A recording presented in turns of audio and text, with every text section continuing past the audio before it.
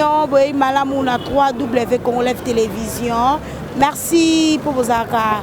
Et belé pour Orlanda émission na bino est bon politique sur ma question d'actualité de l'Openza actualité zali ko obligé biso ko kita na ba coin ya ville ya Kinshasa ko kita penza na balabala autour na population congolaise avi na bango par rapport ya nouveau billet o ba benyo billet d'alternance o ko bima o ba lancer officiellement mokola lobby o ezali ko bima pour na alternance mboka na biso Congo bio na penza ezali na photo ya mona mboka président sortant Kabila Kabange et le président Félix Antoine Tshisekedi na kolobela susu na likambo etali 6 milliards ndenge penza gouvernement et débouché 6 milliards de dollars pour na fêter penza fête ya alternance yango to kiti na ba coin ya ville ya Kinshasa pour na kozwa réaction ya population congolaise na mituna na totiki no bolanda ba réaction ya ba congolais et plutôt kutani bongo nasi.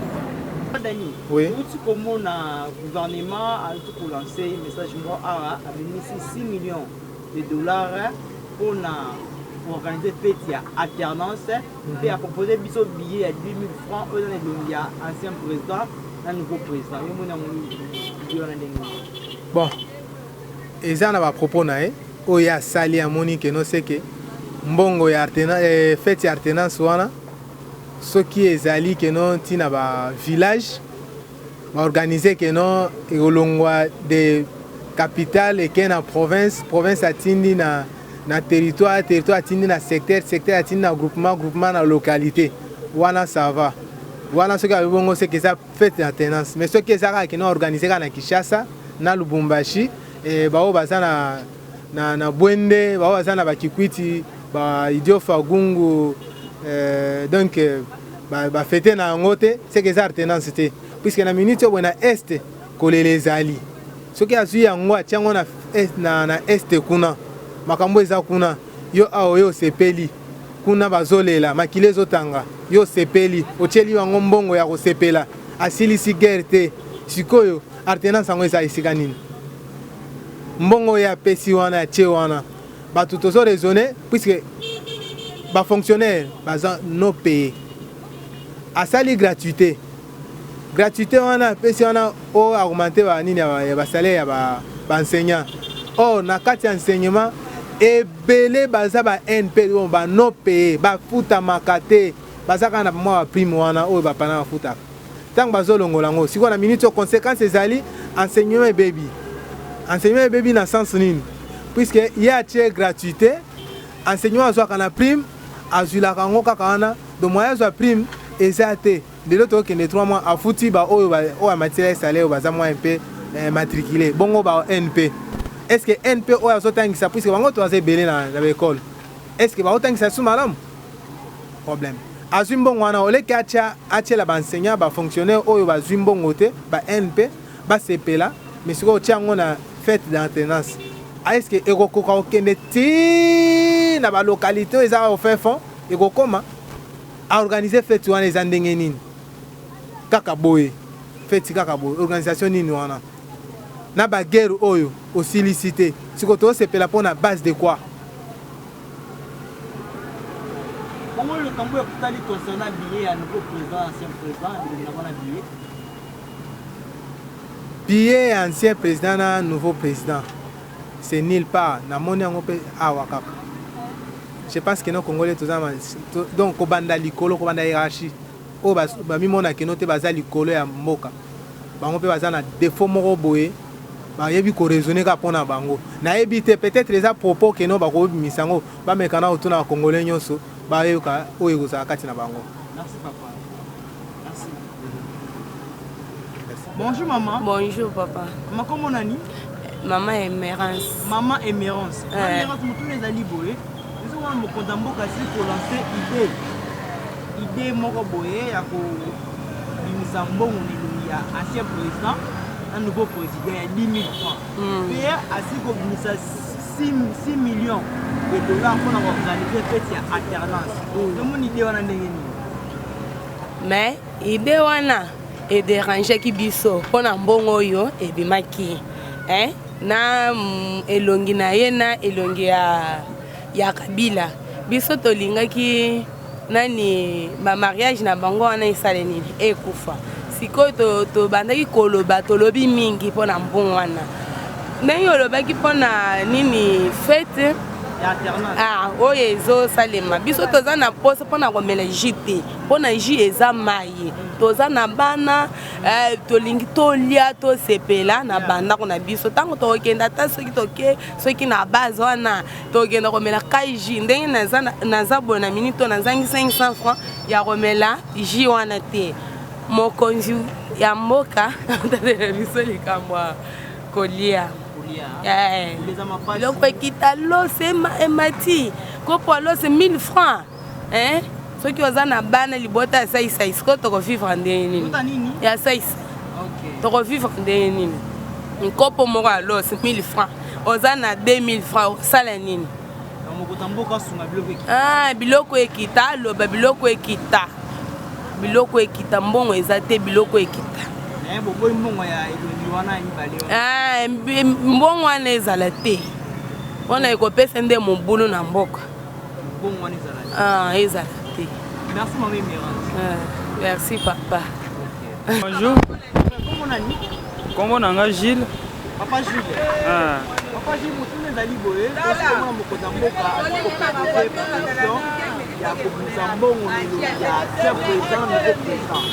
Alors, comment on a une idée qui est balobique a mis 6 millions de dollars pour organiser fête alternance. Oui, frère Nanga, et ça nouvelle on a auto pas nao. Likambo ya kapamba te. Ye mokolo ide na ya bimisite asa la fête ya alternance. To wote fête ango akosala pona Kinshasa mobimba to pona RDC mobimba. Wana za 1. Dede toza na kati ya souffrance. Ana Congo to constater so eloko abongo ebimi.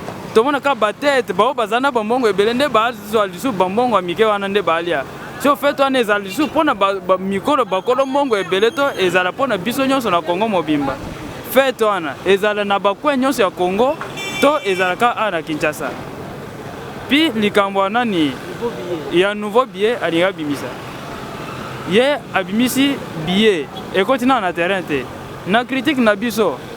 Tokolo bate bilongi mibal c'est-à-dire eza deux présidents. Soit eza un oyo a diriger, soit eza boyokani entre bango mibale pona kolangisa bolingo na kati ya Congo nde passation de pouvoir esalemi.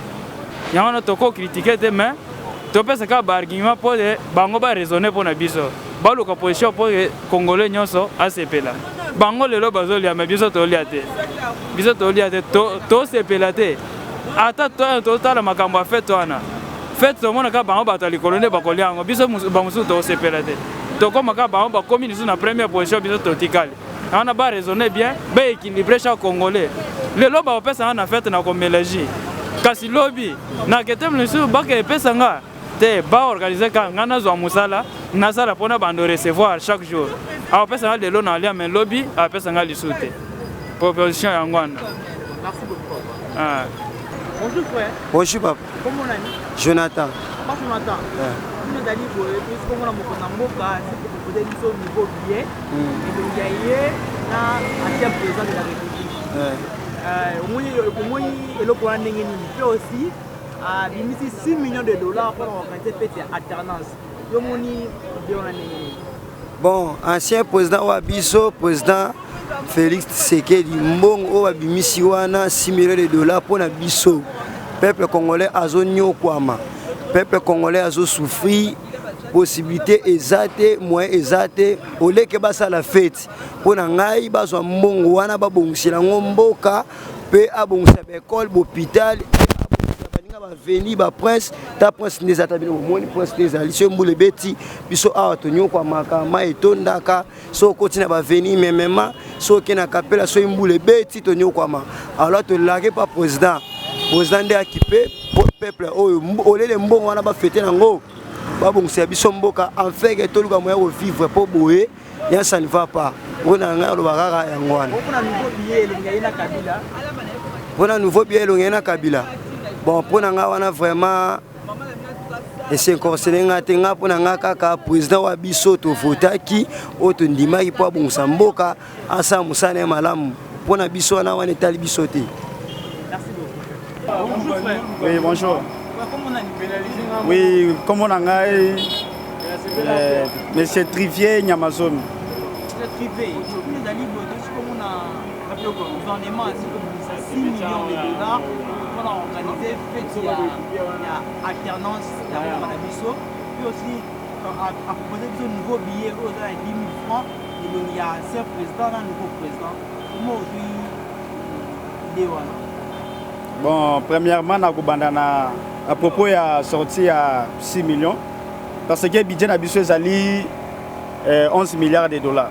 Alors, pour la fête, uniquement, il 6 millions de dollars. Pour la fête, il y a alternance. Il y a le président Félix Tshisekedi et l'ex-président Joseph Kabila Kabange. Ils ont vraiment, d'après Ngaï, en tant que peuple congolais et citoyen, ils sont vraiment anormal. Et que ça m'a dépassé, que ce sont des dépenses inutiles. Jusque-là, il y a fêté, il y a salaire, mais il y a 6 millions de dollars. Ils ont vraiment marapon en Boga Nabiso. Donc, pour nous, vraiment, la que ça bien été. Pour un nouveau billet. Pour un nouveau billet. Bon. Tous les déjà dans bien Nabiso déjà, Oyo, Toliaga, Toshito, message déjà dans l'eau.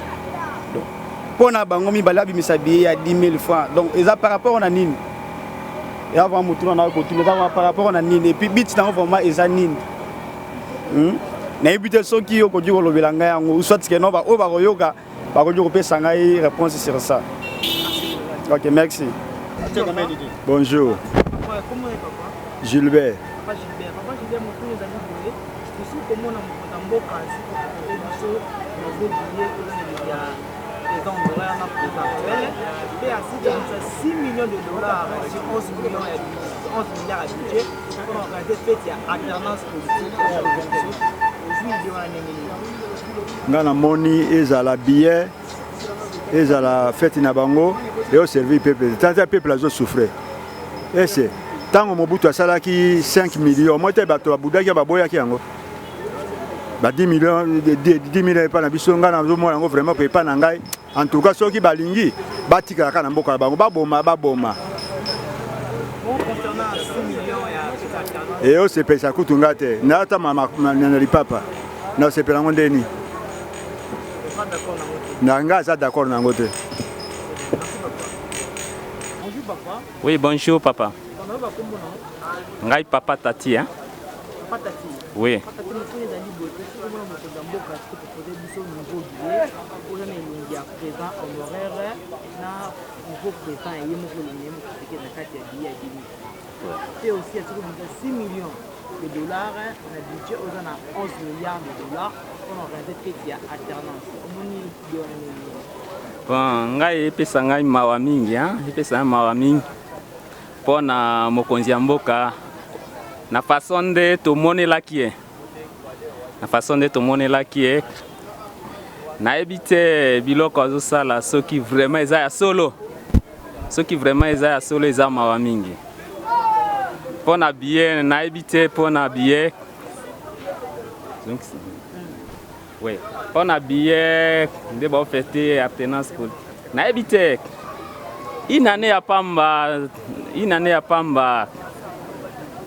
total à 5 ans 5 ans au selo moko ere vraiment epesa biso bato passe mingi tala ba situation ba défi ezali po ba résoudre ba sa ba bilo moko ezala te. Même depuis Mobutu, to botama, to yoka sangote pour l'anniversaire d'appartenance. Ouais, c'est regrettable. Pour un nouveau billet? Pour un nouveau billet, vraiment. En réalité, pour un nouveau billet, pour un débabi bachi bilongi na bango. Vraiment, c'est mawaming. La proposition. Bon, vraiment, cette proposition, bati kausa biloko wana. Bazo mérité te. Po bilongi wana ezala bazo mérité te bato vraiment basala po mboka ivanda bango mo batia ba bilongi na bango te mais ba kasi batia ba bilongi vraiment ba mérité yango te. Merci. Bonjour, monsieur le journaliste. Concernant nouveau billet où il y a 10 000 francs, nous avons le président Joseph Kabila, le nouveau président Félix Tshisekedi, OSI, on va proposer du sous et pour un 6 millions de dollars, le budget 11 milliards de dollars pour organiser cette alternance politique. En tant que Congolais, nous avons trouvé un normal. Kobi misambongo ya sika eza nango bien tamsusu pona ko obundisa quand même bazo bundisa makambo ya ba congolais ko ya ba congolais awa tozolela ba dollar ndezo kenena ko mata eza parti ya ba bio tozo salela na mincho ba bien na biso toza ko salela ba 10 000 ba 20 000 ba 500 francs oyo sona bazo frapper yango makasi ba libanais ba chinois bazana ba machine na ba ndeko na biso ba congolais bazaka na ba machine ya ko frapper ba biona na kati ya bandako na bango yango zo mona zo mena biso ba crise makasi na mboka oyo alors ba bien nouveau biona eza nango normal ba ko bimisa yango de façon que ba koki ko empêcher bango na ba bien na bango bazana na bandako de façon moi crise et koki ko kita pona nga eza nango normal pour la 6 millions pour la fête ya alternance les appels normal les a fête moko munene faut basa la fête wana ko ça les a première fois pour na miloko wana esa manamboka na biso ya alternance wana c'est pour la première fois les a normal ko ça la fête ça soki une année ndambo faut basa la fête les a normal tozana bango mi balé président sortant à envie na nouveau président tozana Félix Antoine Tshisekedi les a normal normal les a biso ba congolais les a normal pour na biso ba congolais les a normal. Merci beaucoup. Balandi ya Congolais télévision bo tikola na penza na bokebi o ezala ki penza impression ya population congolaise na tina mituna na biso na likambo etali 6 milliards de dollars pour la robimisango pour la fête ya alternance pe na sorti ya nouveau billet au penza ba bengo billet d'alternance e sangisi penza elongi ya Kabila Kabange pe na président de la République Félix Antoine Tshisekedi kasi bino mo bo uti kolana na bokebi population congolaise ba boyi yango ba bi jamais 6 milliards eleki ebele koko ma jamais pour na fête d'alternance 6 milliards wana e kozala malamu soki ba bongisi lango banzela soki ba kisi yango penza na likambo etali gratuité et enseignement surtout que ezo ko poser penza problème pour enseignant mosusu bazui mon solote 6 milliards wana eleki ebele so to tongela mo bandako surtout sika baninga ba ko dinda to bongisi selon banzela to selon moi makambo ebele penza et aux amala boni 6 milliards et qui n'est pas pour la fête et au sel maté peuple congolais peut aboyi penza monnaie d'alternance peuple congolais alingi et aux amala mbongo wana penza ceux qui basent longtemps billet il y a béro et alternance ba o penza ba kufi pote le président Félix azwa pouvoir ba o batangisi makila na bango pote alternance kota na mboka ceux qui billet on a penza ba temo elongi rosi chimanga bati Thérèse Kapangala et rozala malamu jamais ba rozwa billet wana bati elongi ya Kabila o ye penza bomi ba tope bazui bati le président Félix peuple congolais a boyi yango tokomi na suka oki penza population congolaise ndenge ba pesi ma impression na bango par rapport ya ba question sur actualité. Merci na avec moi sur ma caméra Guy Botombela. Merci na balandi so banapso partout dans le monde entier la moni penza Papa Jean Compaoré depuis Bruxelles, Bambo Tenayo Papa, Sele Tunga de Lausanne, Bambo Tenayo, l'impresario, Londombasi, Joël Noël, j'en suis bon papa social, bonne fête Nayo, na sanité, Richard Makama Wivin Sevolo, Bambo Tenayo, pe mon vieux Chiquito Mouchachino, na santé Ade Capella depuis Hollande, Gana no Sokinza Mazonite, tout le monde a mis na Nicolas Koya.